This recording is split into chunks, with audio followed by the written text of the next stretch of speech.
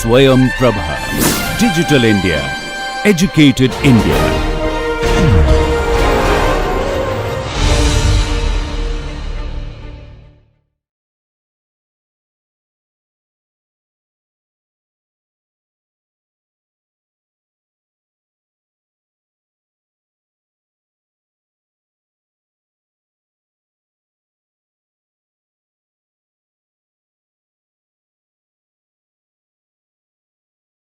নমস্কার, আমি ডক্টর মধুমিতা আচার্য। এই লেকচার সিরিজের মধ্যে সপ্তম লেকচার নিয়ে এসেছি। এই লেকচারের মধ্যে আমরা চুক্তির উল্লঙ্ঘন যদি হয় বা চুক্তি যদি লঙ্ঘন করা হয় তার ক্ষেত্রে কী রেমেডিস থাকছে সেটা নিয়ে আলোচনা করব। একটি জিনিস তো আমাদের কাছে খুব স্পষ্ট যে চুক্তি একটি এমন বস্তু যেটি আমরা দিনান্তের জীবনে সবসময়ই ঢুকে থাকি, প্লাস আমরা সম্পূর্ণ করে থাকি। আমরা যখন বাজার থেকে কিছু কিনছি, বিনিময়ে টাকা দিচ্ছি, মানে আমরা জানতে আমরা বিবেচনা, প্রতিশ্রুতি, গ্রহণযোগ্যতা সব জিনিসই কিন্তু করছি, কিন্তু নামমাত্র আমরা জিনিসগুলি বুঝতে পারছি না। এই প্রেজেন্টেশনের মধ্যে বা এই লেকচারের মধ্যে আমরা বোঝার চেষ্টা করব যে যদি কোনো ব্যক্তি চুক্তি কমপ্লিট না করে বা সম্পূর্ণভাবে চুক্তিটাকে যদি সম্পূর্ণভাবে সে নিজের কর্তব্য না করতে পারে আর তার ফলে যদি চুক্তি লঙ্ঘন হয়ে যায় তখন কি হবে। উবি জাস ইবি রেমিডিয়াম, এটি একটি ল্যাটিন ম্যাক্সিম যার অর্থ হলো where there is a right there is a remedy. একটি জিনিস তো খুব ক্লিয়ার যে ল বা আইন আমাদেরকে বিভিন্ন অধিকার প্রদান করছে, তদ্রূপ কিছু কর্তব্যও দিচ্ছে। আমরা যদি ভারতীয় সংবিধানেও দেখি, আমাদের ভারতীয় সংবিধান আমাদেরকে কিছু ফান্ডামেন্টাল রাইটস দিচ্ছে, তদ্রূপ কিছু ডিউটিসও দিচ্ছে আমাদেরকে করার জন্য। So as a sensible citizen আমাদের শুধু রাইট খুঁজলে কিন্তু হবে না, আমাদের ডিউটি পালন করাও আমাদের মৌলিক একটি ধর্ম। চুক্তির ক্ষেত্রেও সেই জিনিসটা আমরা বলতে পারি যে একটি কন্ট্রাক্টের মধ্যে যদি ডিসচার্জ হয়ে যাচ্ছে কন্ট্রাক্ট, তারপরে যদি সেই কন্ট্রাক্টের কোনো অর্থ দাঁড়ায় না, তখন যে ব্যক্তিগুলি চুক্তিতে ঢুকছে তাদের অধিকারের কোনো মূল্য থাকবে না। আমরা একটি জিনিস তো খুব ক্লিয়ারলি বুঝতে পারি যে যদি কোনো রেমিডিস না থাকে তাইলে কন্ট্রাক্ট বা চুক্তির কোনো ভ্যালু থাকবে না। আজকে যখন যে কোনো ব্যক্তি চুক্তি লঙ্ঘন করছে তখন তাকে ফল্টি পার্টিও বলা হয় বা দোষী পক্ষ বলা হবে, আর যে পক্ষ ইনজিওর্ড পার্টি বা যার ক্ষতি হয়েছে তাকে ক্ষতিগ্রস্ত পক্ষ বলা হয়। এখন আমরা খুব সাধারণভাবে বলতেই পারি যে চুক্তি যেহেতু ভায়োলেশন অফ রাইট ইন পার্সোনাম, তখন সেই জিনিসটি এত গুরুত্ব না দিলেও হয়। অনেক সময় অনেক চুক্তিতে আমরা ঢুকে থাকি যেটা আমাদের জন্য হতে পারে অনেক বড় জিনিস, বাট যে লঙ্ঘন করেছে তার জন্য খুব ছোট জিনিস। যেমন সহজভাবে যে উদাহরণ দিই, আজকে যদি কারো বাড়িতে কোনো সামাজিক অনুষ্ঠান হয় আর সেই অনুষ্ঠানের জন্য টেন্টিংয়ের জন্য কাউকে যদি সে দায়িত্ব দেওয়া হয়, তো তার জন্য কিন্তু ইট is a matter of respect and reputation. আজকে যখন অনুষ্ঠানটি হবে তখন টেন্টটা সময় মতো হওয়া খুব প্রয়োজনীয়। কিন্তু অনেক সময় যদি এমন হয় যে টেন্ট হাউসটা লাগাবে বা যে প্যান্ডেলটা রেডি করবে সে যে কোনো কারণের জন্য করলো না, আর সে অনুষ্ঠানের ঠিক দুদিন আগে যদি বলে যে হ্যাঁ আমি তো করতে পারিনি, আমার ভুল হয়ে গেছে, তখন তার সেই ভুল মানাটা খুব কাজে কিন্তু লাগবে না। কেন, বাড়ির মধ্যে যে অনুষ্ঠানটা করতে হবে তার জন্য ইমিডিয়েটলি নেক্সট স্টেপটা নিতে হবে। তো এই রকম ক্ষেত্রে ছোট ছোট জিনিসের মধ্যে আমরা বুঝতে পারি যে যখন অধিকারের কথা বলা হচ্ছে তখন রেমিডিটাও খুব প্রয়োজনীয়। আমরা যে বলছি যে রাইট ভায়োলেট হচ্ছে, তারপরে রেমিডিটা কি? আমরা ডিসচার্জ অফ কন্ট্রাক্টের মধ্যে বিভিন্ন পদ্ধতি দেখলাম যেভাবে একটি কন্ট্রাক্ট বা চুক্তি ডিসচার্জ হয়ে যাচ্ছে, কিন্তু সেই ডিসচার্জ হওয়ার পর কিভাবে এইটা রেমেডি দেওয়া হবে যার ইনজুরি হয়েছে সেটা নিয়ে আমরা এখানে আলোচনা করার চেষ্টা করি। তো উবি জাস্ট ইবি রিমিডিয়াম আমি যেটি বললাম ল্যাটিন ম্যাক্সিম, সেটি কিন্তু খুব ক্লিয়ারলি বলছে যখন অধিকার থাকবে তখন রেমিডিও থাকবে।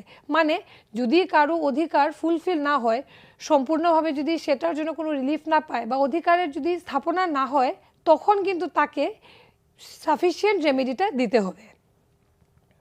যখন আমরা লঙ্ঘনের কথা বলি তখন কিছু টাইপস থাকবে বা রেমিডিস যখন আমরা বলি, তো remedies for breach of contract কী কী হতে পারে আমরা দেখে নিচ্ছি।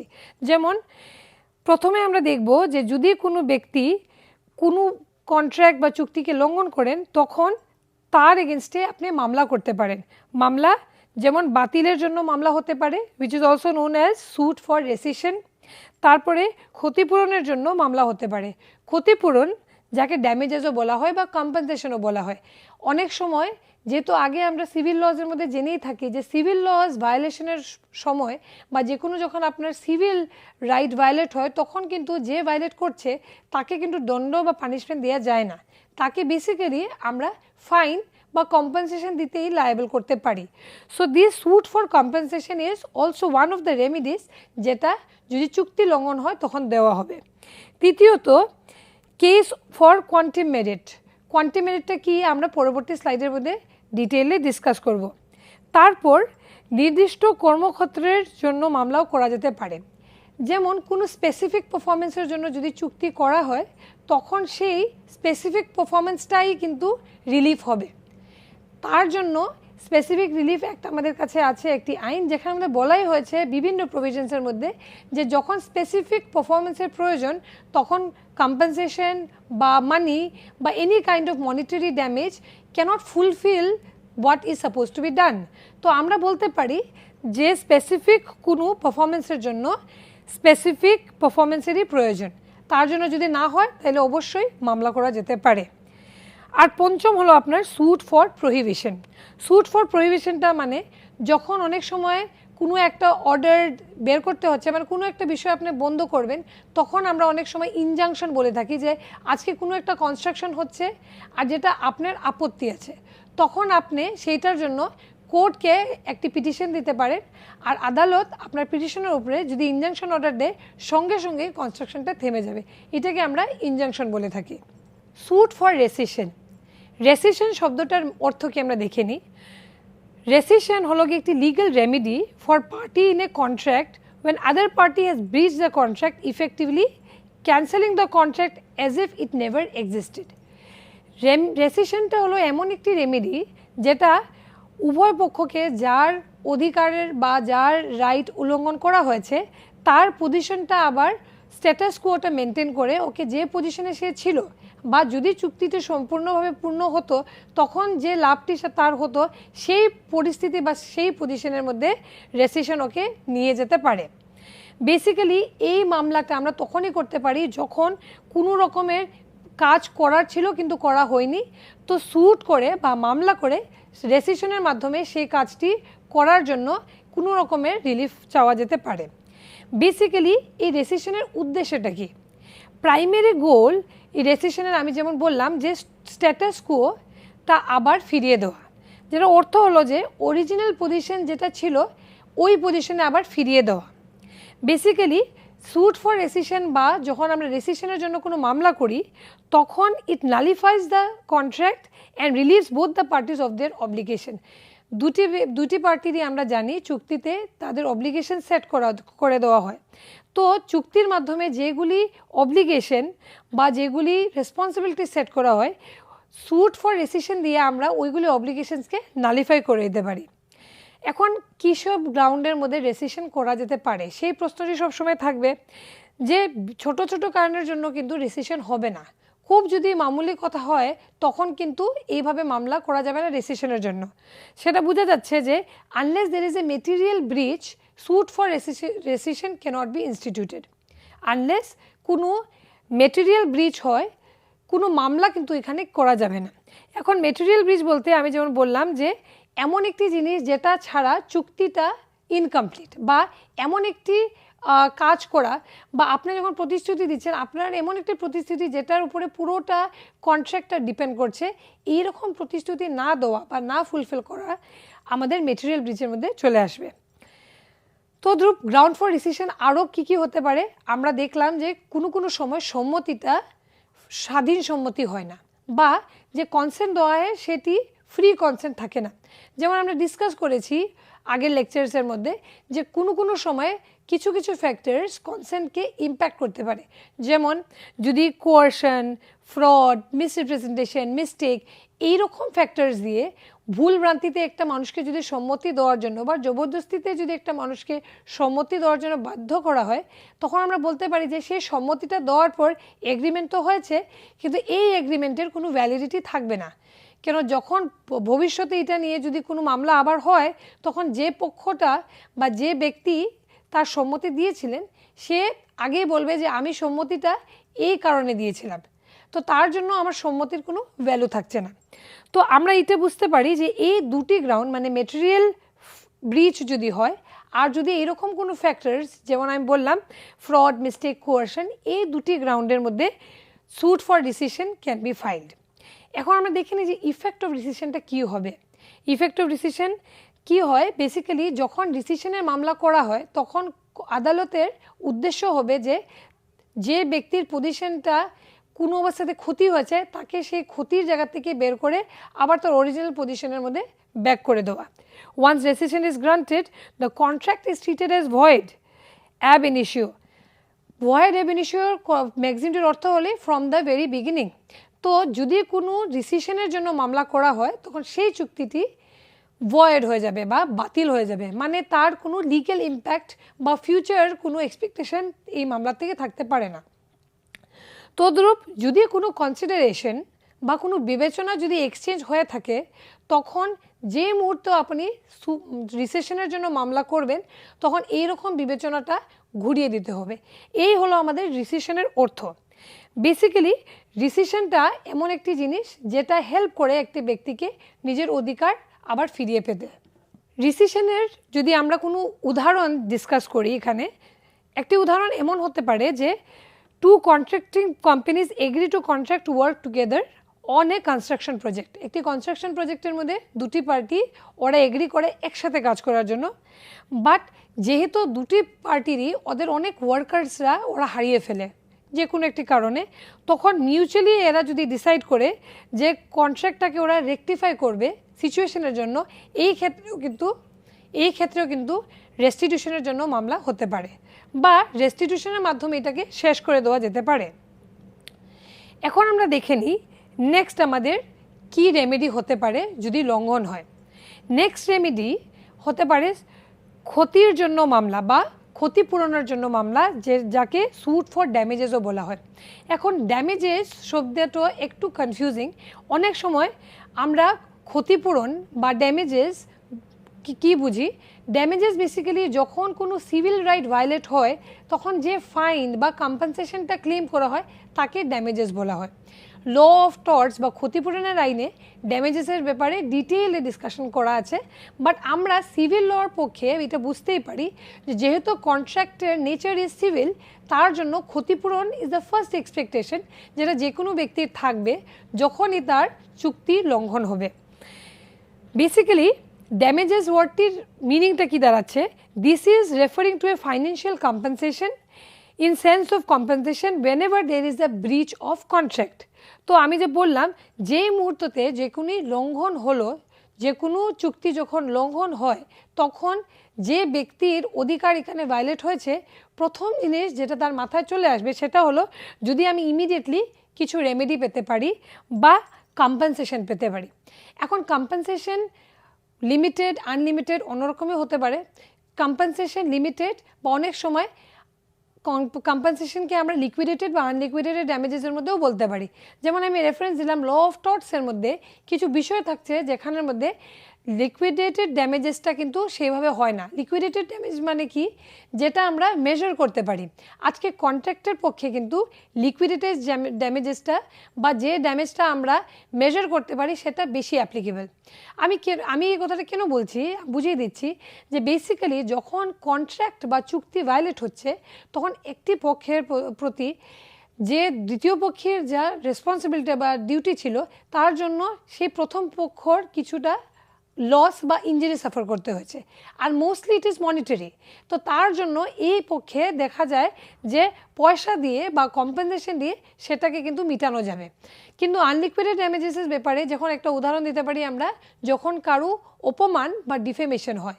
এখন ডিফেমেশন জিনিসটা এমনই ক্রিটিক্যাল যার জন্য ল অফ টর্টসে বলা আছে যে এটার জন্য যে ড্যামেজেস হবে সেটি আনলিকুইডেটেড বা ওইটাকে মেজার করে বলা যাবে না যে কত টাকার ক্ষতিপূরণ পেলে সেই ডিফেমেশনটাকে ভোলা যাবে। কিছু টাইপস থাকছে, ক্ষতির কিছু প্রকার থাকছে যাকে টাইপস অফ ড্যামেজেসও বলা হয়। আমরা চেষ্টা করব টাইপসগুলি বুঝার সো দ্যাট আমরা ড্যামেজেস বস্তুটাকে আরও ক্লিয়ারলি বুঝতে পারি।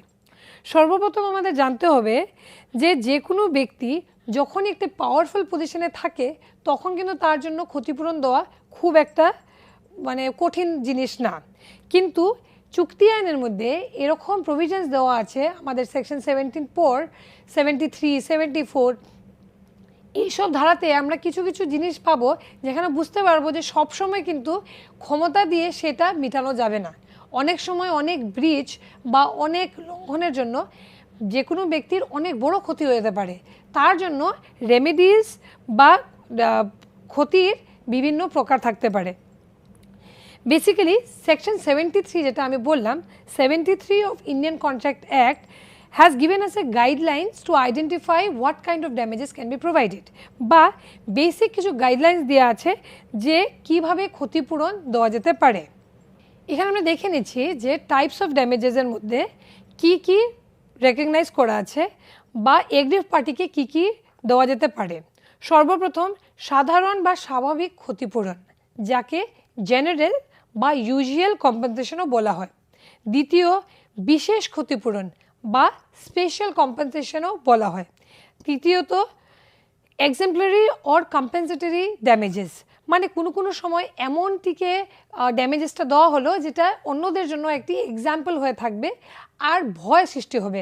অফকোর্স এটা নিয়ে একটু ডাইভার্স ওপিনিয়ন থাকছে, কোর্টেরও থাকছে। আমরা কিছু কেসেস ডিসকাস করব যেখানে আমরা বুঝতে পারবো যে ড্যামেজেস যখন বলি আমরা, তখন কোর্ট যখন সিভিল কেসেস ডিল করে তখন কিন্তু এক্সেম্পলারি পানিশমেন্ট দেওয়া খুব একটা সুটেবল থাকে না, বিকজ আনলাইক ক্রাইম বা ফৌজদারি আইনে আমরা যখন দেখি যে কোনো ফৌজদারি আইনে যখন আমরা দেখি যে কোনো অপরাধ যখন হয় তখন কিন্তু আমি যেমন আগেই বললাম যে কোনো অপরাধের impact is against the whole society, but কন্ট্রাক্টের মধ্যে ইট ইজ লিমিটেড যে আমরা একটা ব্যক্তির বিশেষ অধিকারটাকেই লঙ্ঘন করা হচ্ছে। আমি বলছি না যে সেটা ইম্পর্টেন্ট নয়, কিন্তু যখন আমরা লিগালি এই জিনিসটাকে অ্যানালাইজ করি আমরা বলতে পারি যে এক্সেম্পলারি বা কম্পেনসেটরি ড্যামেজেসটা একটু স্পেশাল জিনিস বা বলতে পারি যে একটা এক্সপ্লিসিট জিনিস, যেটা কোর্ট খুব স্পেশাল কেসেসের মধ্যে বা খুব এক্সট্রাঅর্ডিনারি কেসেসের মধ্যেই দেবে। তো আমরা এই গ্রাউন্ডটা যখন ডিসকাস করব আমাদের ক্লিয়ারিটিটা আরও বাড়বে। চতুর্থ হলো নমিনিয়াল কম্পেনসেশন বা নামমাত্র ক্ষতিপূরণ। নামমাত্র ক্ষতিপূরণ মানে একদমই কম পয়সা বা খুব কম মূল্য, যেটা কোর্ট জাস্ট একটা লেসন দেওয়ার জন্য দিচ্ছে। অনেক সময় কোর্ট বা আদালত যখন তার রায় দেয়, আদালতের উদ্দেশ্য কিন্তু কাউকে শাস্তি দেওয়া না। শাস্তি বা কম্পেনসেশন বা ফাইন সেটা কিন্তু আইনের অ্যাকচুয়াল উদ্দেশ্য নয়। আইনের উদ্দেশ্য হলো যে সমাজের মধ্যে শৃঙ্খলা বজায় রাখা। শৃঙ্খলা বজায় তখনই থাকবে যখন যে কোনো ব্যক্তি যদি কোনো প্রতিশ্রুতি দেয়, তো আইন কিন্তু এক্সপেক্ট করবে যে সে তার প্রতিশ্রুতিটা ফুলফিল করুক, আর যদি সে করা না হয় তখন কিন্তু তাকে কিছু কনসিকুয়েন্সেস পেতে হতে পারে। তো অনেক সময় কোর্ট নমিনিয়াল কিছু ড্যামেজেস বলতে পারে পার্টিকে দেওয়ার জন্য, সো দ্যাট যার অধিকার ভায়োলেট হয়েছে তাকে একটা স্যাটিসফ্যাকশনও দেবে, প্লাস যে করেছে তাকেও একটা শিক্ষা দেওয়া হবে যে যেহেতু তোমার কাজ বা তোমার ব্রিচ অফ কন্ট্রাক্ট খুব বড় ক্ষতি করে নেই, কিন্তু still it is a breach আর it is against the law. General বা অর্ডিনারি ড্যামেজেস বলতে আমরা কি বুঝি? বেসিক্যালি অর্ডিনারি বা নর্মাল ড্যামেজেস হলো এমন বিষয় বা এমন ড্যামেজেস যেগুলি ন্যাচারালি অর্ডিনারি কোর্স অফ অ্যাকশনের মধ্যে দেওয়া হয়। বেসিক্যালি কি দেখা যায় যে কোনো ব্রিচের পর, যে কোনো চুক্তি লঙ্ঘনের পর, আমি যেমন বললাম যে প্রথম জিনিস যেটা মাথায় আসবে যার অধিকার লঙ্ঘন হয়েছে বা যার চুক্তির লঙ্ঘন হয়েছে, যার জন্য ওর কিছু ক্ষতি বা ইনজুরি সাফার করতে হবে, যে এই জিনিসটা যাতে মিটে যাক বা এটার জন্য একটা মনিটারি কোনো রিলিফ যাতেও পেয়ে যায়। So basically the most natural is the right of ইন্ডিয়ান party to compensation. So civil লর ক্ষেত্রে বা স্পেশালি কন্ট্রাক্টের ক্ষেত্রে বেশিরভাগ ক্ষেত্রে আমরা দেখছি যখন মামলা করা হয় তখন it is usually for damages বা জেনারেল বা অর্ডিনারি ড্যামেজেস। এটির ক্ষেত্রে আমরা এটাও বলতে পারি যে যদি কোনো ইনডাইরেক্ট বা রিমোট ড্যামেজ হয় তখন কিন্তু সিভিল লর ক্ষেত্রে বা কন্ট্রাকচুয়াল অব্লিগেশনের ক্ষেত্রে সে দায়বদ্ধ নাও হতে পারে। এখন রিমোট ড্যামেজেসটা আমরা একটা এক্সাম্পল দিয়ে বুঝতে পারি।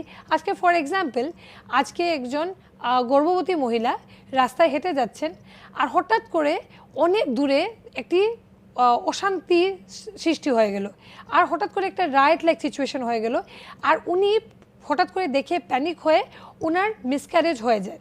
এইখানের মধ্যে এটি কিন্তু একটি খুব নোন এক্সাম্পল। আমরা যখন অন্য রকমের অধিকার বা কনস্টিটিউশনাল রাইট নিয়ে ডিসকাস করি তখন এই জিনিসটি চলেই আসবে। এইখানে কিন্তু তার মৌলিক অধিকারটা ভায়োলেট হচ্ছে, কিন্তু আমরা কি বলতে পারি যে এখানের মধ্যে সে এখন ক্ষতিপূরণ পেতে বাধ্য, বা ক্ষতিপূরণটা কে দেবে? Because it is A remote damage, তার জন্য এখানে আনডাউটেডলি ওর অধিকার ভায়োলেট হয়েছে। বিকজ সমাজ বা সরকার বা সোসাইটি, আমরা যাই বলে থাকি, গভর্নমেন্টের one of the prime duty is to maintain discipline. যেহেতু সেই মেনটেন করা হয়নি, তার জন্য এই মহিলার এই কনসিকুয়েন্সেস দেখতে হয়েছে। বাট কন্ট্রাকচুয়াল অব্লিগেশনের মধ্যে এরকম রিমোট ড্যামেজেসের জন্য কোনো ক্ষতিপূরণ দেওয়া হয়নি। এখানে আমরা একটা এক্সাম্পল বা উদাহরণ যদি বলি, বা আমরা যদি একটা উদাহরণ ডিসকাস করি, তখন আমাদের আরও স্পষ্ট হবে যে জেনারেল বা অর্ডিনারি ড্যামেজ বলতে আমরা কী বুঝি। For example, on a specific delivery date, একটি এক্সাম্পল আমি নিচ্ছি যেখানের মধ্যে বেসিক্যালি পিটার নিজের প্রতিশ্রুতিটা রাখতে পারলো না। মানে এখানে কি হয়েছে, পিটার আর জনের মধ্যে একটি প্রতিশ্রুতি হয়েছে। Peter was suppose to deliver 10 sacks of potatoes, মানে 10 বস্তা আলু পিটারের জনকে একটা স্টিপুলেটেড ডেটে দেওয়ার কথা ছিল। এমন একটা পরিস্থিতি হয়ে যায় যে হঠাৎ করে আলুর বাজারের মধ্যে দাম বেড়ে যায়, আর সেই সুযোগটা নিয়ে পিটার আর দেখায় জনকে যে সে এই প্রতিশ্রুতিটা আর ফুলফিল করতে পারবে না। যেহেতু জনের খুব প্রয়োজন ছিল, তার জন্য তার সঙ্গে সঙ্গে 10 বড়ি বা 10 বস্তা আলু অন্য বিক্রেতার কাছ থেকে কিনতে হয়েছে। আর যে প্রাইসটা ইনিশিয়ালি ডিসাইড হয়েছিল, প্রথমে পিটারের সাথে যেটি ডিসাইড হয়েছিল অ্যামাউন্টটি ছিল 5000 রুপিস, বাট এখন তাকে 5500 রুপিস দিতে হয়েছে। তারপরে এই কেসের মধ্যে পিটার পরে দিকে একটি মামলা দায়ের করে, আর সে একটি নর্মাল বা নমিনাল ড্যামেজেসই চায়। সে বলছে যে 500 টাকা যেটা এক্সট্রা দিতে হয়েছে সেটা যাতে ওকে ঘুরিয়ে দেওয়া হয়। তো এটি একটি এক্সট্রাঅর্ডিনারি, এটি একটি সিম্পল এক্সাম্পল যেখান থেকে আমরা বুঝতে পারছি যে জেনারেল বা অর্ডিনারি ড্যামেজেস বলতে আমরা কি বুঝি। Next, special damages. Special damages বলতে আমরা যেরকম নাম থেকেই সাজেস্ট করছে যে কোনো বিশেষ ক্ষতি বা স্পেশাল ড্যামেজ এইরকম কেসে নেওয়া হবে যেখানে ইনজিয়ার্ড পার্টির কোনো স্পেশাল সার্কামস্টান্সেস ফেস করতে হয়েছে। এখানে আমরা খুব সহজভাবে যদি বুঝতে চাই, তাইলে আমরা বলবো যে যখন কোনো চুক্তি একটি ব্যক্তি আরেকটি ব্যক্তির সাথে করছে, কিন্তু ওইখানের মধ্যে কিছু স্পেশাল ইনফরমেশন দেয়া থাকছে, তখন তার কিন্তু সেই চুক্তিটাকে ফুলফিল করা অবশ্যই প্রয়োজনীয়। এই রিলেশনে আমরা একটি ইলাস্ট্রেশন ডিসকাস করতে পারি, যেটাতে আমাদের আরও ক্লিয়ারিটিটা বাড়বে। এই ক্ষেত্রে আমরা একটা এক্সাম্পল রেফার করছি। এক্সাম্পলটা হলো যে একটি বেকারি অর্ডার নেয়, একটা বড় অর্ডার পায় বিয়েতে কেক সাপ্লাই করার জন্য, অন্যান্য বেকারি আইটেমও সাপ্লাই করার জন্য। তখন যেহেতু বেকারির মধ্যে যে বেকার থাকে তার কাছে যথেষ্ট ওভেন থাকে না, সঙ্গে সঙ্গে ও ম্যানুফ্যাকচারকে অর্ডার প্লেস করে যে আমার এতগুলি ওভেন লাগবে, প্লাস যেহেতু বিবাহর জন্য কেক, তার জন্য কেকের সাইজটি অনেক বড়, সো বড় সাইজের স্পেশালাইজড ফিচার্স থাকা ওভেন সে অর্ডার করে। আর এইখানের মধ্যে বেকারের এক্সপেকটেশন থাকে যে যদি সে ইটি পেয়ে যায় ওভেনটা টাইমলি, তখন সে তার চুক্তিটা, যেটা বিবাহর চুক্তিটা সে নিয়েছে কেক সাপ্লাই করার, সেটা সে কমপ্লিট করতে পারবে। এখানে কোনো কারণ বিশেষে ম্যানুফ্যাকচারার তাকে ওভেনটা কিন্তু ডেলিভার করতে পারেনি। তারপর তার যা হচ্ছে, তার অবশ্যই প্রথমে তো সে যে পার্টির সাথে চুক্তিতে গেছে তার সাথে ওর চুক্তি ভায়োলেট হয়ে গেল, যেটা থেকে ওর প্রফিট হানি হয়েছে। মানে যেহেতু সে ডেলিভার করতে পারেনি, তো সে কোনো প্রফিট কামাতে পারেনি। আরেকটা গুরুত্বপূর্ণ জিনিস যেটা এখানে হয়েছে, এটা হলো lost of future business. Lost of future business বলতে আমরা কী বুঝি? অনেক সময় যখন আমরা নর্মালি কোনো একটা বিজনেস ট্রানজ্যাকশনের মধ্যে স্যাটিসফাইড থাকি না, তখন আমরা রিভিউ বা রেটিংস, আজকাল তো লিখিতভাবেও আমরা দিয়ে দিই। আজকাল ফর এক্সাম্পল কোনো রেস্তোরাঁতে আমরা যাই, আমরা যদি খাওয়াটা ভালো লাগে আমরা সঙ্গে সঙ্গে অনলাইন ফিডব্যাক বা রিভিউ দিই। তদ্রূপ যদি আমাদের খাওয়াটা ভালো না লাগে বা কোনো সার্ভিসেস ভালো না লাগে, তখনও কিন্তু আমরা লিখে দিই। আজকাল ম্যাক্সিমাম ব্যক্তিরা যখন আমরা ট্রাভেল করি, এক দেশ থেকে আরেক দেশে যাই, তখন কিন্তু আমরা ট্রাভেল ব্লগার্সদের রিভিউ বা অনলাইন রিভিউজ দেখে আমরা এই ভিত্তিতেই বুকিংসগুলি করি। সো আমরা বুঝতে পারি যে কোনো কোনো সময় একটি ব্যক্তির মুখের কথা বিজনেস গ্রো করার জন্য খুব কাজ করে। সো এই এক্সাম্পলের মধ্যে অবশ্যই বেকারের যা লস হয়েছে সেটা শুধু মনিটারি কিন্তু নয়, ভবিষ্যতেও অনেক ফিউচার ট্রানজ্যাকশনে তার ক্ষতি হয়ে গেল বা সে এরকম অনেক ফিউচার তার বিজনেস হতে পারে এখনও পাবে না because of this transaction. So এই একটি এক্সাম্পল এখানে বুঝতে পারি যে সে স্পেশাল ড্যামেজেসের জন্য মামলা করতে পারে। Next, exemplary or vindictive damages.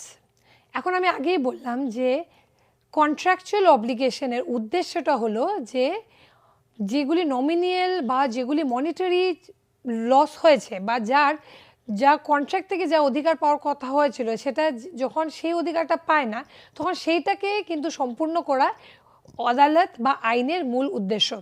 তো most of the Times damages আমরা কিন্তু এক্সপেক্ট করতে পারি না যে সেটা এক্সাম্পলারি বা ভিন্ডিকটিভ হোক, মানে এমন একটি ড্যামেজেস দেওয়া হোক যে ক্ষতি করেছে তার জন্য এটা লাইফের জন্য থেকে যায়, যেটা আমরা মোস্ট অফ দ্য টাইম ক্রাইমের ক্ষেত্রে দেখি। আজকে যখন একটি ব্যক্তির কনভিকশন হয়ে যায় কোনো ক্রিমিনাল কেসে, তার কিন্তু এটি একটি লাইফ টাইম লায়াবিলিটি হয়ে থাকবে। অনেক সময় আমরা চাকরির ক্ষেত্রে দেখছি যে পুলিশ ইনকোয়ারি হচ্ছে, ট্রাফিক আমরা যখন লাইসেন্স অ্যাপ্লাই করছি ড্রাইভিং লাইসেন্স তখন পুলিশ ইনকোয়ারি হচ্ছে, আমরা যখন পাসপোর্ট অ্যাপ্লাই করছি তখন পুলিশ ইনকোয়ারি হচ্ছে। মানে আমরা বুঝতেই পারছি যে যদি আমাদের এগেনস্টে কোনো ক্রিমিনাল কেস বা এফআইআর ইনস্টিটিউট হয় তখন কিন্তু আমরা এই রকম জিনিস থেকে আমরা ডিপ্রাইভ থেকে যাব।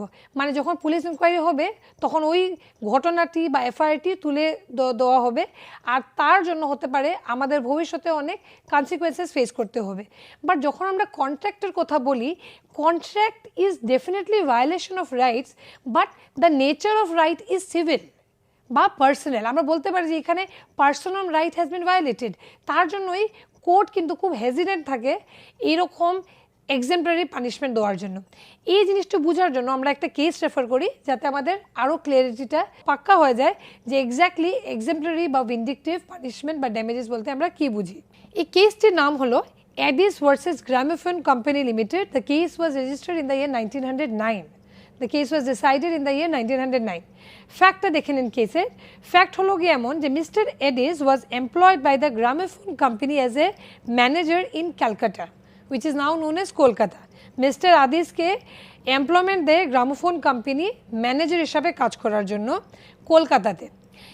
হি had a 6 months notice clause in his contract. যে চুক্তিটা ওর এমপ্লয়মেন্টের সময় কোম্পানির সাথে সাইন করে ওইখানের মধ্যে লেখা ছিল যে ওকে একটা 6 মাসের নোটিস দেওয়া হবে যখনই কোম্পানি ওকে বের করতে বা টার্মিনেট করতে চাইবে। হাউএভার পরবর্তীকালে এমন একটা পরিস্থিতি হয় যে কোম্পানি ওকে ডিসমিস তো করেই দেয়, প্লাস ওকে কোনো প্রপার নোটিশও সার্ভ করা হয় না, আর তার জায়গায় অন্য একটি ব্যক্তিকে একটা রিপ্লেসমেন্ট হিসাবে কোম্পানি অ্যাপয়েন্ট করে দেয়। তারপর স্বাভাবিক মিস্টার আদিস কোর্টের মধ্যে মামলা করেন, আর মামলার মধ্যে উনি কয়েকটা জিনিস ক্লেম করেছেন। যেমন প্রথমে mister Addis claim damages for the wrongful dismissal, যে ডিসমিসেল বা ওকে যে সরানো হয়েছে টার্মিনেশনটা সেটা ভুল। তারপরও বলেছে যে স্যালারি যেটা ও নোটিস পিরিয়ডে পেতে ছিল সেটা যাতে ও ঘুরে পায়। তো এই কেসের মধ্যে মিস্টার আদিস কিছু স্পেসিফিক ড্যামেজেস ক্লেম করেছেন। সর্বপ্রথম উনি বলেছেন যে damages against the wrongful dismissal. Mister আদিসের মতে ওনাকে সরানো হয়েছে, যে টার্মিনেট যে করা হয়েছে সেটা কিন্তু রংফুলি করা হয়েছে, বিকজ চুক্তিতে বা কন্ট্রাক্ট যেটি উনি সাইন করেছিলেন ওইখানে পদ্ধতিটা অন্য দেওয়া ছিল।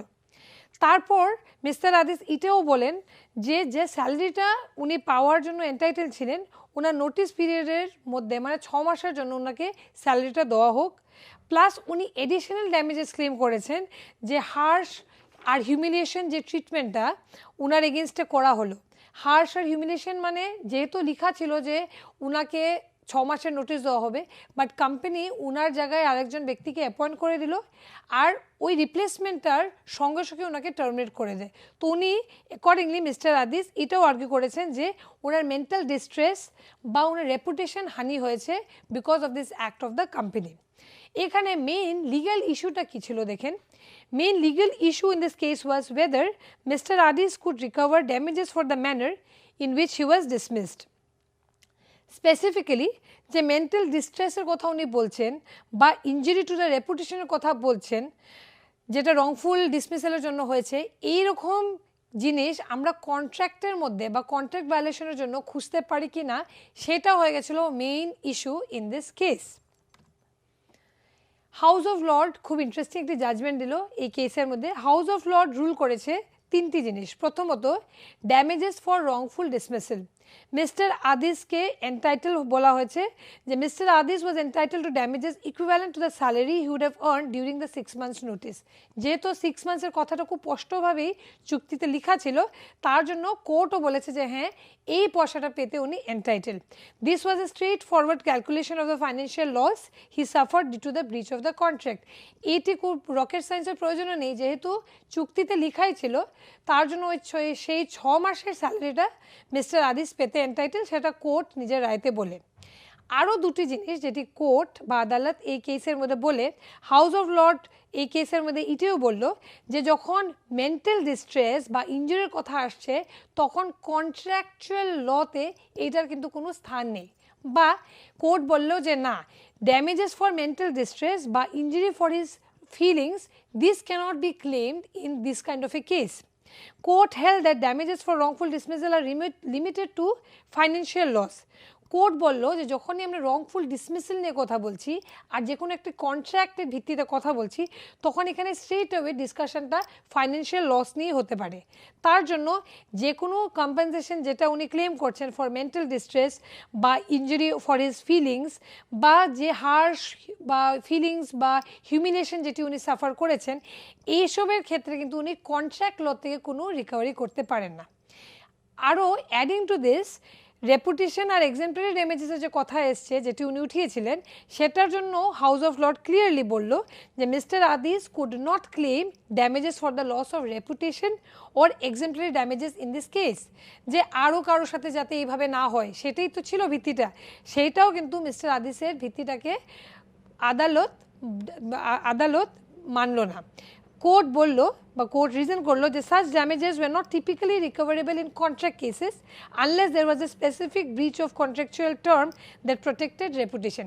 কোর্ট কিন্তু খুব ক্লিয়ারলি বললো, যদি চুক্তিতে বা যে কন্ট্রাক্ট যখন ইনস্টিটিউট করা হয়েছিল তখন যদি লেখা থাকতো যে 6 মাসের পিরিয়ডের জন্য তো স্যালারি দেওয়াই হবে, প্লাস যদি এই 6 মাসের মধ্যে উইদাউট এনি প্রপার নোটিস তাকে বের করে দেওয়া হয়, তখন সে এত টাকা কম্পেনসেশন পেতে এন্টাইটেল, এইরকম যদি কন্ডিশন কন্ট্রাক্টের মধ্যে থাকতো, তখন কিন্তু মিস্টার আদিস এখানের মধ্যে সেই রিলিফটাও পেতেন। যেহেতু এরকম কিছু লেখা ছিল না, তাই হাউস অফ লর্ড খুব ক্লিয়ারলি বলল যে এখানের মধ্যে শুধু damages for the wrongful dismissal is something which can be claimed. Next, nominal damages. এখন নমিনাল ড্যামেজেস আমরা বলতে কি বুঝি? Basically, if the aggrieved party has not suffered any loss due to breach of contract, then he need not pay any compensation.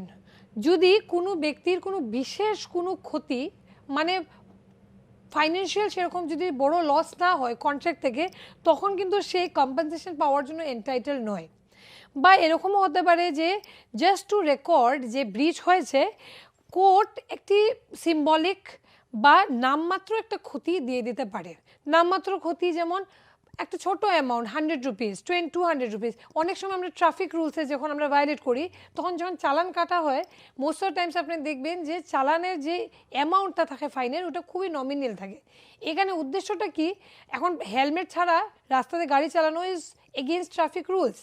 যদি কোনো ব্যক্তিকে helmet ছাড়া ধরা হয়, তখন তার জন্য চালান কাটা হয়।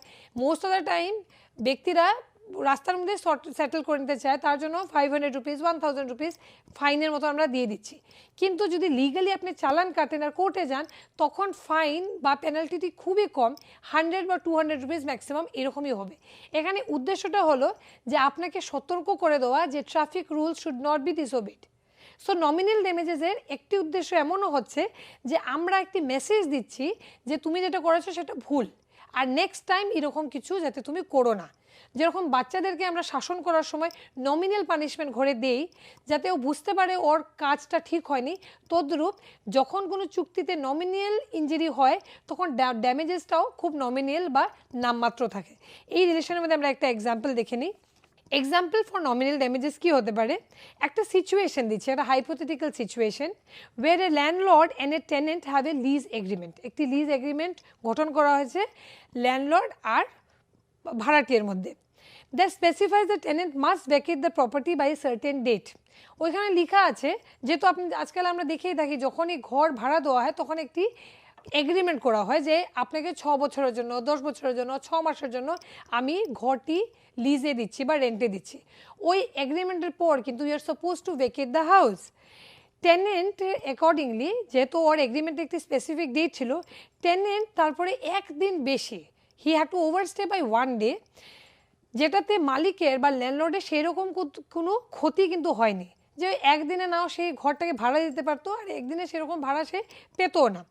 ল্যান্ডলর্ড এখানের মধ্যে কিন্তু could not sue the tenant for breach of lease agreement. এখানে লিজ এগ্রিমেন্ট কিন্তু ভায়োলেশন হয়েছে বিকজ স্টিপুলেটেড ডেটের মধ্যে সে ঘর খালি করে নেই। কিন্তু আমরা বলতে পারি যে টেনেন্টকে এইখানের মধ্যে ল্যান্ডলর্ড লায়েবল করতে পারে না বা মামলা দায়ের করতে পারে না, because the duration of stay is very very nominal, just একদিন বেশি তার এগ্রিমেন্টের পরও থেকেছে। However, because the overstay did not cause the landlord any real financial loss, court might award nominal damages, perhaps just maybe $1. Of course, US context যদি $1 মানে Indian কনটেক্সটে আমরা around 100 rupees. তো এই 100 টাকাটা দিয়ে আমরা একটা মেসেজ দেওয়ার চেষ্টা করছি টেনেন্টকে যে তুমি যেটা করেছো সেটা ভুল, যেহেতু একটি মামলা ল্যান্ডলর্ড ওর এগেনস্টে কোর্টের মধ্যে দাঁড়ি করলো। This acknowledges the tenant breached the contract but the landlord did not suffer any financial or actual harm. এটি একটি এক্সাম্পল যেখানে আমরা বুঝতে পারছি যে নমিনাল লস বা নমিনাল ড্যামেজেস কাকে বলে। এখন আমরা কিছু রুলস বা কিছু ক্ষতিপূরণ পুরস্কার সংক্রান্ত নিয়ম দেখে নিচ্ছি। Rules regarding awarding of damages, কীভাবে ড্যামেজেস দেওয়া যেতে পারে। প্রথম হলো আপনার compensation should be treated as a compensation not as a penalty. জরিমানা নয় প্রতিপূরণ। জরিমানা কিন্তু দেওয়ার চেষ্টা করা হচ্ছে না। আমি আগেই বললাম যে বেসিক পারপাস অফ অ্যাওয়ার্ডিং কম্পেনসেশনটা হলো কম্পেনসেট করা কাকে, যে ইনজিয়ার্ড পার্টি, তার যা লস হয়েছে সেটার জন্য তাকে কম্পেনসেট করা। এখানে কিন্তু শাস্তি দেওয়া টু পানিশ বা শাস্তি করা কিন্তু কোর্টের কোনো উদ্দেশ্য নেই এখানে। তো গিলটি পার্টি ভায়োলেশনের জন্য আমরা তাকে বলতে পারি যে তুমি এখন যেহেতু এই চুক্তিটা ভায়োলেট করেছো তার জন্য এই এতটুক পয়সা এতটুক টাকা তোমার উভয় পক্ষকে দিতে হবে। দ্বিতীয়ত লিমিটেড কম্পেনসেশন।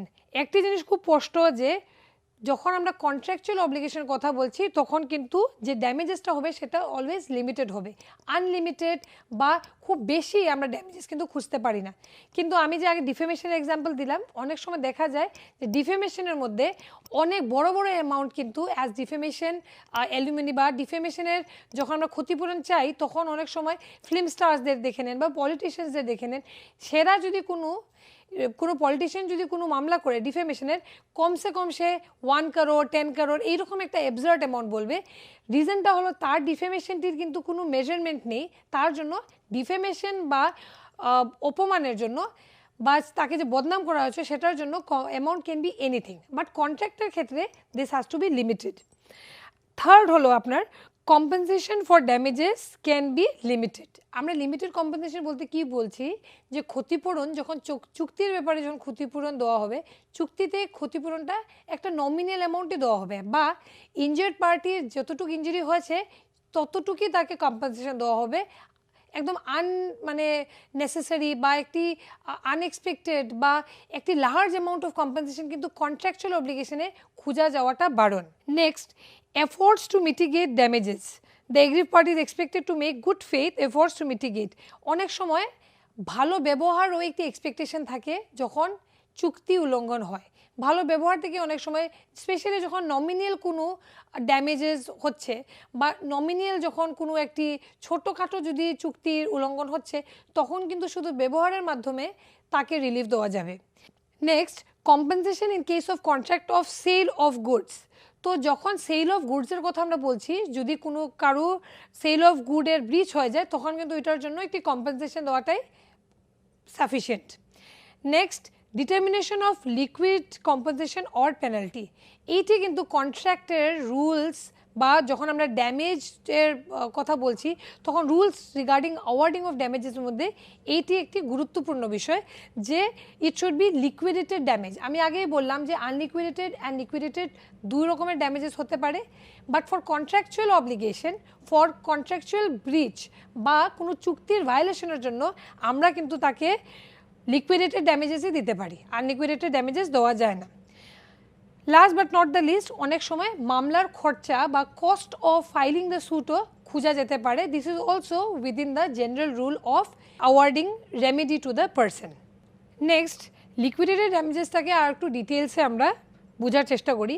বেসিক্যালি এই কনসেপ্টটি ডিটারমাইন করে যে amount two be determined as compensation for the injured party in a contract, মানে যেখানে যতটুকু ক্ষতি হয়েছে অতটুকুই ওকে রিলিফ দেওয়া হবে।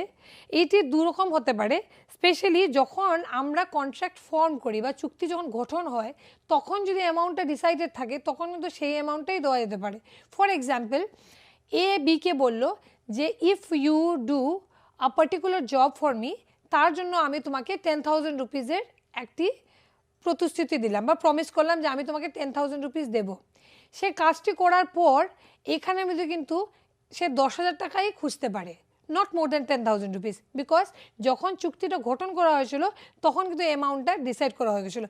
এইটি একটা এক্সাম্পল অফ লিকুইডেটেড ড্যামেজেস। তদ্রূপ parties may envisage an insufficient amount and can refer it to as compensation to the injured party, which is intended to deter the guilty party from breach of penalty. অনেক সময় এমনটাও হয় যে party নিজে নিজেই বুঝতে পারে যে এখানের মধ্যে যে ড্যামেজটা হয়েছে এটা একটু বেশি, তার জন্য সে আরও বেশি ক্ষতিপূরণ দেওয়ার উইল বা ডিজায়ারটা এক্সপ্রেস করতে পারে। অ্যাকর্ডিংলি ওইটাকে রেসপেক্ট দেওয়া হয়, আর অ্যাকর্ডিংলি ওইটাকেও আমরা কিন্তু liquidated ড্যামেজেসের পরিভাষাতেই money.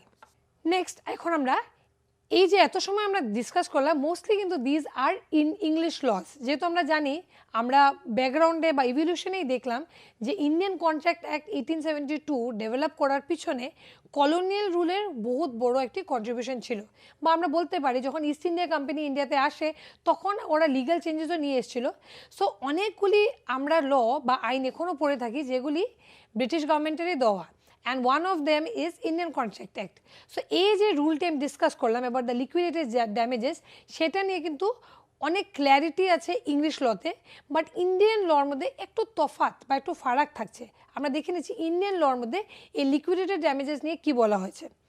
Basically in India, if the contract contains stipulation as to amount of compensation, the court will determine the actual loss suffered by the aggrieved party and fix the amount of compensation accordingly, which will be limited to the maximum limit specified in the contract. Section 74 বা 74 section যেটা আছে আমাদের ভারতীয় চুক্তি আইনের, ওইখানে কিন্তু এই জিনিসটাই ক্লিয়ারলি লেখা আছে যে একটি ইনজার্ড পার্টির যতটুক তার ক্ষতি হয়েছে বা ইনজুরি হয়েছে বা চুক্তির মধ্যে যদি অ্যামাউন্টটা স্পেসিফাই করা ছিল, তখন ইফ দিস কন্ট্রাক্ট ইজ ব্রিচড বা যদি সেই চুক্তিটি ভায়োলেট হয়ে যায় বা পারফর্ম না হয়, তখন কিন্তু রেমেডি হিসাবে যে ফিক্সড অ্যামাউন্টটা লেখা ছিল সেটাই দেওয়া যেতে পারে। এই রেফারেন্সে আমরা একটা এক্সাম্পল ডিসকাস করছি। দেখেন এখানে লেখা আছে যে একটি কনস্ট্রাকশন কোম্পানি এবিসি বিল্ডারের সাথে একটি চুক্তিতে প্রবেশ করে। এই কনস্ট্রাকশন কোম্পানি এবিসি বিল্ডার একটি প্রপার্টি ওনার যার নাম মিস্টার শর্মা, ওর সাথে একটি চুক্তিতে ওরা প্রবেশ করে। ওরা বলে যে আমরা একটি স্পেসিফিক ডেটের মধ্যে বিল্ডিংটা কমপ্লিট করে দেব। আর এবিসি বিল্ডারকে বলা হয়েছে যে যদি সেটা ডিলে হয়ে যায় বা যদি সেটা টাইমের মতন যদি সেটা না দিতে পারে, তখন 10 লক্ষ টাকা as an amount of liquidated damages দেওয়া হবে। তদ্রূপ due to some unforeseen circumstances ABC builder তার প্রজেক্টটা 1 মাসের ভিতরে কমপ্লিট করতে পারে না। মিস্টার শর্মা তখন একটি মামলা দায়ের করেন as a suit for claiming the damages of 10 lakh rupees, যেটা চুক্তির মধ্যে ক্লিয়ারলি লেখা ছিল। However, during the trial, it is established that Mr. Sharma only suffered a loss of 4 lakh rupees. Mister Sharma কিন্তু পুরো অ্যামাউন্ট যেটা 10 লক্ষ টাকা সেটা কিন্তু উনি ক্লেম করেছেন। কিন্তু কোর্ট যখন কেস চলাকালীন দেখলো, ডিসকাস করে বা অ্যানালাইজ করে যে এইখানে মিস্টার শর্মার অ্যাকচুয়াল লস কিন্তু 4 লক্ষ টাকারই হয়েছিল। এই ডিলেটা যেহেতু বহুত লম্বা ডিলে ছিল না, তার জন্য কোর্ট বুঝলো বা কোর্ট কিন্তু রায় দিল যে এই কেসের মধ্যে মিস্টার শর্মাকে শুধু 4 লক্ষ টাকা দেওয়া যেতে পারে as a amount of damages বা কম্পেনসেশন। তো আমরা বুঝতে পারছি যে Indian law is very clear about liquidated damages. যতটুক লস হবে, যতটুক ইঞ্জুরি হবে, স্পেশালি যখন চুক্তিতে স্পষ্টভাবে লেখা থাকবে তখন এতটুকুই দেওয়া হবে। কিন্তু এখন আমরা এই সেকশন 74-এর যে রুল বা যে ইলাস্ট্রেশন আমরা ডিসকাস করলাম লাস্ট স্লাইডে, এইটার কিছু ব্যতিক্রম থাকছে, এক্সেপশনস থাকছে। সবসময় কিন্তু এটা সম্ভব হয় না যে আমরা একটা স্পেসিফিক অ্যামাউন্টই একটা মানুষকে দেবো যতটুকু ইঞ্জুরি হয়েছে। এই এক্সেপশনাল সিচুয়েশনগুলি আমরা সেকশন 74-এর মধ্যেই পেতে পারি। তো এটা আমরা ডিসকাস করে দেখছি। আমরা সেকশন 74-এর মধ্যেই এই এক্সেপশনাল সিচুয়েশন বা ব্যতিক্রমগুলি পাচ্ছি। যেমন the exception rule states that when a person has executed a surety bond in a court, যদি কোনো সিওরিটি বন্ড সাইন করে দেয় তখন কিন্তু এইরকম কেসে আমরা বলতে পারি যে স্পেসিফিক্যালি ওই অ্যামাউন্টটাই দিতে হবে যেটা ওইটার মধ্যে লেখা ছিল। এই যে লাস্ট এক্সাম্পলে আমরা বললাম যে 10 লক্ষ টাকা কিন্তু অরিজিনাল কন্ট্রাক্টে ছিল, কিন্তু কোর্ট বলেছে 4 লক্ষ টাকাই দেবে। কিন্তু যদি এখানে কোনো বন্ড সাইন হয়ে যায়, অনেক সময় আমরা অনেক চাকরিতে জয়েন করে থাকি যেখানে কোম্পানি আমাদেরকে দিয়ে বন্ড সাইন করিয়ে দেয় যে minimum 6 years or minimum 2 years you have to work with our company. In case যদি আপনি কাজটা কন্টিনিউ না করেন তখন আপনাকে একটা বন্ড সাইন করতে হয়, একটা হেভি অ্যামাউন্ট দিয়ে তখনই আপনি ওখান থেকে ছাড় পাবেন। তো এইরকম যদি কোনো বন্ড সাইন করা হয় তখন বন্ডের যে অ্যামাউন্ট থাকবে ওইটা কিন্তু দিতে হবে। This is one exception. আরেকটি এক্সেপশন হতে পারে যখন সিভিক রেসপন্সিবিলিটি থাকবে, যেরকম যদি কোনো ব্যক্তির সে সোশ্যাল ওয়েলফেয়ারের মধ্যে কাজ করছে বা তার কোনো সিভিক রেসপন্সিবিলিটি, যেমন ওয়াটার সাপ্লাই করা, ড্রিঙ্কিং ওয়াটার সাপ্লাই করা কোনো একটা এরিয়ার মধ্যে যেটি রিমোট, এই ক্ষেত্রে কিন্তু তাকে সেই কাজটা মানে যেইভাবে লেখা আছে বা যেইভাবে ডিসাইড করা আছে এতটুকুই করতে হবে। না করলে এখানে কিন্তু অ্যাকচুয়ালি স্পেশাল ড্যামেজ হয়ে গেছে বা আমরা বলতে পারি যে এখানে স্পেসিফিকলি ওর কাজ করাটা উচিত ছিল যেহেতু একটা রিমোট এরিয়া। এটিও কিন্তু একটি ব্যতিক্রম হিসাবে কাজ করে সেকশন 74-এর। নেক্সট আমরা ডিসকাস করছি কোয়ান্টাম মেরিট। কোয়ান্টাম মেরিটটা বিষয়টা কি, আপনি কোন সময় কোয়ান্টাম মেরিটের মামলাটা করতে পারবেন আমরা দেখে নিচ্ছি। সর্বপ্রথম বোঝার চেষ্টা করি যে কোয়ান্টাম মেরিট বিষয়টা কি। Basically when a party has done something under a contract and the other party repudiates the contract or somehow makes full performance of the contract impossible, the party who has done the work can claim remuneration for his work. This is under the rule of quantum merit suit. মানে চুক্তিটা লঙ্ঘন হয়ে গেছে because of any impossibility. আমরা impossibility যেটা section 56-এর মধ্যে discuss করে দেখেছি যে অনেক সময় এমন হয়ে যায় যে কিছু পরিস্থিতি এমন হয়ে যায় যার জন্যই চুক্তি আর সম্ভব না গঠন করা। কিন্তু এখানে যদি এরকম হয় যে একটি পক্ষ তার সব প্রতিশ্রুতি ফুলফিল করে দিয়েছে, তখন কিন্তু কোয়ান্টাম মেরিট বলছে যে তাকে রিমিউনারেশন হিসাবে যে জিনিস বা যে পয়সা বা যে অ্যামাউন্ট অফ হার্ডওয়ার্ক করে দিয়েছে সেটা তাকে ঘুরিয়ে দিতে হবে। This is quantum meruit. Quantum মেরিটের সুটের মধ্যে বেসিক্যালি কি হচ্ছে দেখেন, in some cases damages will not be adequate remedy for breach of contract. In those cases, the court can order breaching parties to perform their obligation according to the terms of the contract. অনেক সময় এমনও হয়ে যেতে পারে quantum merit এটাকে support করে যে just damages বা কম্পেনসেশন দিলে চুক্তিটা কিন্তু চুকে যাবে না। তো অনেক সময় চুক্তির কিন্তু এক্সপেকটেশন থাকবে যে একটি স্পেসিফিক কোনো কাজ যেটা চুক্তিতে বলা হয়েছিল সেটা যাতে করা হয়, এইটিও কিন্তু কোয়ান্টাম মেরিট সাপোর্ট করে। So this order of specific order can also help the suing party to get some actual relief. So quantum merit actually basically general rule থেকে একটু ডেভিয়েট করছে আর সে চেষ্টা করছে যে অ্যাকচুয়াল রিলিফ যাতে ব্যক্তিদেরকে পৌঁছানো যায়। এখন আমরা সুট ফর স্পেসিফিক পারফরমেন্স বলতে কি বুঝি আমরা দেখে নিই। আমরা প্রথমেই ডিসকাস করলাম যে this is also one of the remedies, যখন একটি ব্যক্তির চুক্তি লঙ্ঘন করা হচ্ছে তখন অনেক সময় স্পেসিফিক পারফরমেন্স পাওয়াটাও কিন্তু একটি এক্সপেকটেশন থাকতে পারে। তার জন্য আগেই বললাম যে স্পেসিফিক রিলিফ অ্যাক্ট খুব স্পষ্টভাবে কিন্তু সুট ফর স্পেসিফিক পারফরমেন্সের ব্যাপারে বলে দিয়েছে। অনেক সময় এমন হয়ে যায় যে এমন বিশেষ ক্ষতি হয় বা ইনডিগনিটি থেকে সাফার করতে হয় যেটির জন্য প্রতিশ্রুতি ফুলফিল করা ছাড়া আর কোনো সাবস্টিটিউশন নেই। সো স্পেসিফিক্যালি কোর্ট কিন্তু এরকম ক্ষেত্রে অর্ডার দেবে যে যে কোনো কাজ নির্দিষ্টভাবে করতে হবে, প্লাস এইটাকে section 2 of specific relief act 1963ও সাপোর্ট করে, যে whenever there is a rule for specific performance তার কিন্তু সেই স্পেসিফিক পারফরমেন্সটি করতে হবে। কিছু কিছু কেসেস যেখানে স্পেসিফিক অ্যাকশন করতে হবে আমরা দেখে নিচ্ছি, তারপরে আমরা দেখব কিছু কিছু এরকম কেসেস যেখানের মধ্যে স্পেসিফিক অর্ডার্স নাও ইস্যু হতে পারে। যেমন প্রথমত, when there is no criteria of actual loss to the aggrieved party as a result of non-payment, যদি অ্যাকচুয়াল লস বা কোনো অ্যাকচুয়াল ক্ষতি যদি কোনো ব্যক্তির না হয়ে থাকে তখন কিন্তু সে স্পেসিফিক পারফরমেন্সের জন্য কোনো চাপ সৃষ্টি করতে পারে না, ঠিক আছে। তারপরে আমরা এটা বুঝতে পারছি যে যদি এরকম হয় যে আমরা আগে যখন দেখলাম যে এই ব্যক্তিটি যখন একদিন ডিলে করে গেল ঘর থেকে, তো তার একদিন বেশি থাকাতে ল্যান্ডলর্ড বা মালিকের কিন্তু সেরকম কোনো ক্ষতি হয়নি। তো এইরকম ক্ষেত্রে আমরা বলতে পারি যে there is no such ground for asking for a specific performance. দ্বিতীয়ত, when monetary compensation will not be a sufficient remedy, specially যখন আমরা অনেক সময় এটাও দেখি যে আপনি কোনো অ্যান্টিকের দোকানে গেলেন, অনেক সময় আমরা অ্যান্টিক জিনিসের দোকান দেখি যেখানে অনেক পুরনো পুরনো জিনিস অ্যান্টিক আইটেমস রাখা আছে যেগুলিতে বেসিক্যালি মিউজিয়ামে থাকা উচিত, কিন্তু অনেকজনের শখ থাকে যে সেই রকম পুরনো জিনিস বা লুপ্ত জিনিস ঘরের মধ্যে রাখা হবে বা রাখতে সেটা ভালোবাসে।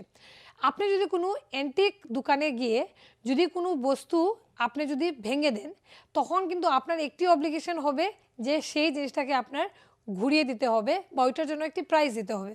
অনেক সময় কিন্তু পয়সা দিয়েও হতে পারে দোকানদাররা সেই জিনিসটি আর পাবে না। সো এই ক্ষেত্রে আমরা বলতে পারি যে the orders may be issued for specific relief। তারপরে যদি কোনো প্রপার্টি বা প্লেন্টিফ ডিফেন্ডেন্টের দ্বারা হয় আর সেই defendant acts as an agent or trustee, তখনও কিন্তু তাকে আমরা বলতে পারি যে specific action may be issued against them. Lastly, যখন যে কোনো ডিড বা চুক্তি একটি ট্রাস্টের অংশ থাকে, ট্রাস্ট বলতে আমরা বুঝি যখনই কোনো ট্রাস্ট কোনো একটা মানে ওয়েলফেয়ার কোনো একটা কাজ করছে আর যদি কোনো ডিড সেই ট্রাস্টের মাধ্যমে হয়েছে তখন সেটাও কিন্তু স্পেসিফিক পারফরমেন্স এক্সপেক্ট করবে। নেক্সট আমরা দেখে নিই কিছু কেসেস যেখানে অর্ডার ইস্যু না হতে পারে স্পেসিফিক পারফরমেন্সের জন্য। যেমন where monetary compensation is sufficient remedy, যেখানে মনিটারি কম্পেনসেশনটা কিন্তু একটি সাফিসিয়েন্ট, আপনি যদি মনিটারি কম্পেনসেশন দিয়ে দেন তখন তার অ্যাকচুয়াল রেমেডিটা হয়ে যাচ্ছে, মানে এখানে আর স্পেসিফিক পারফরমেন্স করার কোনো প্রয়োজন নেই। Next, when agent or trustee has contracted in breach of his powers, যখন এজেন্ট বা ট্রাস্টি তার কন্ট্রাক্টটাকে ব্রিচ করছে বা যেটা ওর সাথে চুক্তি হয়েছিল সেটা যখন ব্রিচ করছে তখন। নেক্সট, যখন nature of the contract is personal such as marriage contract or employment contract, তো এইরকম কোনো যদি কন্ট্রাক্ট হয় যেখানে বিবাহ বা যেখানে নির্দিষ্ট কোনো এমপ্লয়মেন্টের কথা বলা হয়েছে তখন কিন্তু স্পেসিফিক পারফরমেন্সের অর্ডার ইস্যু নাও হতে পারে। তারপরে যখন court cannot supervise the performance of promise as it involves continuous performance of duty, যখন কোনো চুক্তিতে কন্টিনিউয়াসলি পারফরমেন্সের প্রয়োজন আছে তখনও কিন্তু সেই স্পেসিফিক পারফরমেন্সের স্যুট খুব একটা মানে লজিক্যাল সাউন্ড করবে না। আর lastly, where the company has contracted beyond the powers specified in its memorandum of association, যখন কোনো MOA সাইন হচ্ছে আর কোম্পানি যদি কোনো কন্ট্রাক্ট তার পাওয়ারের বিয়ন্ড গিয়ে করে তখনও কিন্তু তার উপরে এইরকম জিনিস লাগু হবে না। আমরা আমাদের ডিসকাশনের শেষের দিকে চলে এসেছি। One of the last things to understand in remedies for contractual breach is suit for injunction. এখন স্যুট ফর ইনজাংশন বলতে আমরা কি বুঝি? ইনজাংশন হলো কি এমন একটি অর্ডার কোর্টের বা ডিরেক্টিভ যেটি মানুষকে বা ব্যক্তিকে কোনো একটি কাজ রেফ্রেন করতে পারে বা কোনো একটা কনস্ট্রাকশন আটকে দিতে পারে। এমনটি হতেই পারে যে আজকে চুক্তি হয়েছে এ আর বি এর মধ্যে যে এ এর জায়গার মধ্যে বি একটা বিল্ডিং তৈরি করবে, কিন্তু বি তখন তার সাথে জালিয়াতি করে তাকে চিট করে সেই বিল্ডিংটি করলো না, তখন অন্য কোনো কন্ট্রাক্টরকে সে এই সেম ডিলটি দিয়ে দিল আর সেই বানানো শুরু করলো। যখন এই ব্যাপারে জানতে পারবে এ কিন্তু কোর্টে গিয়ে ইমিডিয়েটলি বলতে পারে যে this construction is illegal and accordingly injunction order চাইতে পারে আর অ্যাকর্ডিংলি ইনজাংশন দিয়ে তাকে রিলিফ দেওয়া যেতে পারে। তো আমরা এই পুরো প্রেজেন্টেশনের মধ্যে বা পুরো ডিসকাশনের মধ্যে যে জিনিসটি ক্লিয়ারলি বুঝতে পারলাম সেটা হলো যে ভারতীয় চুক্তি আইন শুধু কন্ট্রাক্ট বা চুক্তির পারফরমেন্স নিয়ে কিন্তু কথা বলছে না। ভারতীয় চুক্তি আইন প্রত্যেকটা ব্যক্তির ব্যাপারেই ভাবছে। যেমন section 10 essential elements of Indian কন্ট্রাক্টকে তুলে ধরেছে, তদ্রূপ আমরা এটা বলতে পারি বা বুঝতে পারি যে ভারতীয় চুক্তি আইন তার প্রভিশনসের মধ্যে, যেমন সেকশন 73, 74 এগুলি প্রভিশনসে আমরা দেখলাম যে যদি কন্ট্রাক্ট বা চুক্তি কমপ্লিট না হয় তখন যে ক্ষতি হবে তার জন্য কি কি রেমেডি হতে পারে সেইগুলিও কিন্তু ক্লিয়ারলি ডিসকাস করা আছে। আমি আশা করি যে এইটা নিয়ে আমরা পুরোটা জিনিসের একটা ক্লিয়ার পিকচার পাবো যে পুরোপুরি চুক্তি বা কন্ট্রাক্টটি কী করে ইন্ডিয়ান কন্ট্রাক্ট অ্যাক্টের মাধ্যমে রেগুলেট হচ্ছে। Thank you.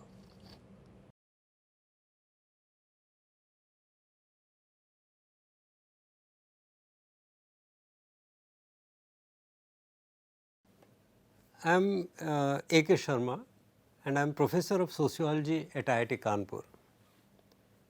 The question I am going to address is what is urbanization?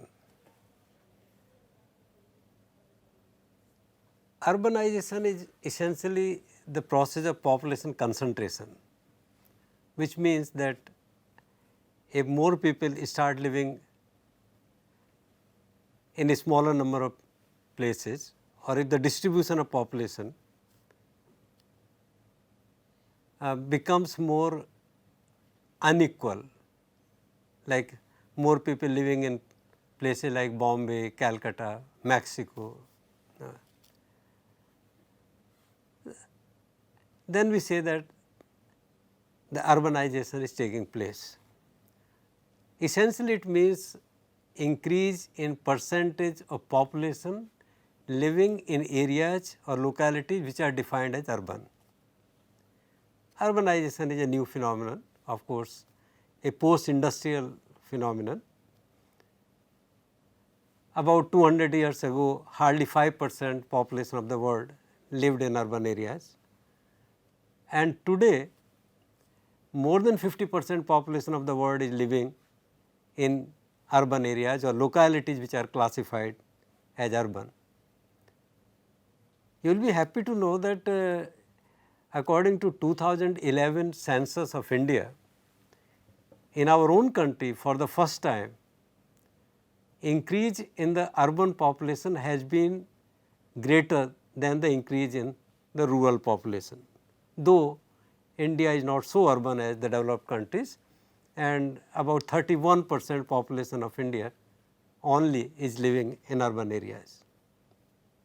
We can believe that in 10 years, 20 years, 30 years time, India will also be more urban, at least more urban than what it is.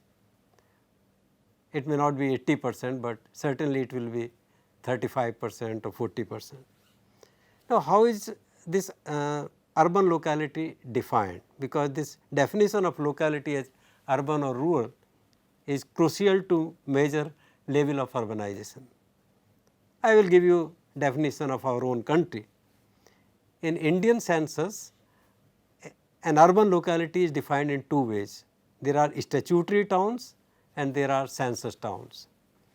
All places with municipality, municipal corporation, cantonment or notified town area committees are called urban. This is statutory definition.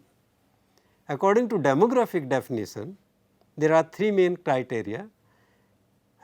If a locality has more than 5,000 people, or 75% of male labor force is engaged in non-agricultural activities, or the density of population is 400 per square kilometer or 1000 per square mile, then we say that the locality may be classified as urban. There are many other additions to this definition. Now we have the concept of urban agglomeration and many other things, but essentially this is how urban population is defined in India. And as I said that urbanization is associated with economic development and industrialization, same is the case with India. About 100 years ago in India only 11% people were living in urban areas, today 31% are living in urban areas, and This is obviously linked with economic development of the country, growth of per capita income and industrialization.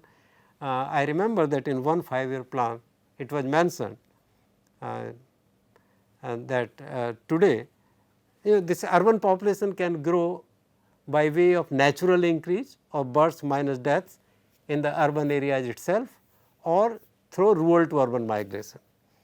Today nearly 60% contribution to growth of urban population is due to rural to urban migration, and this is going to increase. This is essentially what urbanization means. Urbanization means growth of population in localities defined as urban in relation to population of localities defined as rural, and I have given you Indian definition. Thank you very much.